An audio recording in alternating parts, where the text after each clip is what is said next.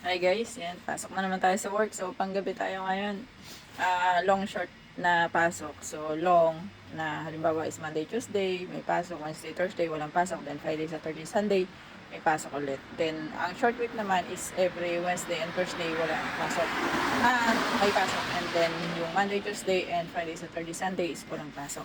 So, ganun. Kahit snow, may pasok. Kahit malamig. So, nakita nyo naman yung itsura ko. Ano? Ang lamig-lamig. So, nag-snow ulit dito. And negative 3 kami ngayon dito sa ano namin, sa aming lugar. Medyo malamig talaga.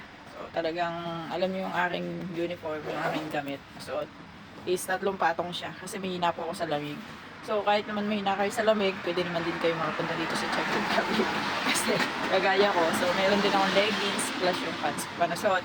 And then, meron din akong gloves. So, for my protection din. Kasi medyo sakitin tayo kapag ganito na medyo malamig.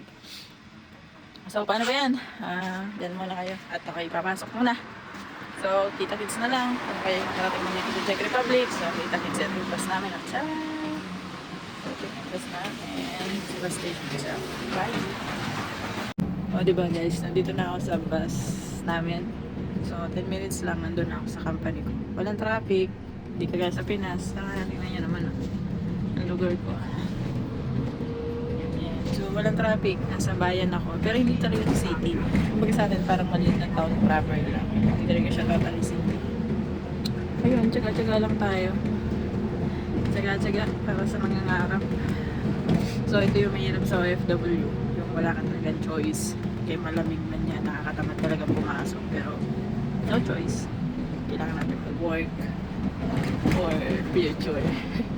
Or future tapos hindi nakakaipon no, sa Clubbesh.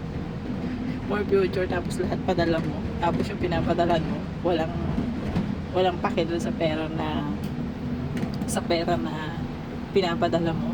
Saklap ng besh. Kaya ako sa inyo as OFW, mag-ipon po kayo para sa sarili nyo. Mag-ipon kayo ng inyo talaga. Hindi porke meron kayong asawa at anak is reason na hindi kayo nakakaipon, reason na wala kayong masasave. Kasi hindi naman natin masasabi na yung family na pinapadala natin sa Pinas is makakapag-impok sila. So, magtira pa rin kayo kahit 10% sa sarili nyo para hindi man makaipon yung asawa nyo. At least kayo, makapundar kayo na pwede nyo pagkakitaan. Kasi ang hirap pong maging OFW. Ganito yung scenario. Malamig, pero kailangan mo pumasok. Although choice ko naman kasi nasa malamig akong lugar, nasa Czech Republic po, choice ko naman talaga na makapagtrabaho dito sa lugar na to.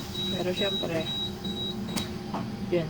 So, sana, I do hope na pare-pareho tayong lumaban sa ating mga pangarap.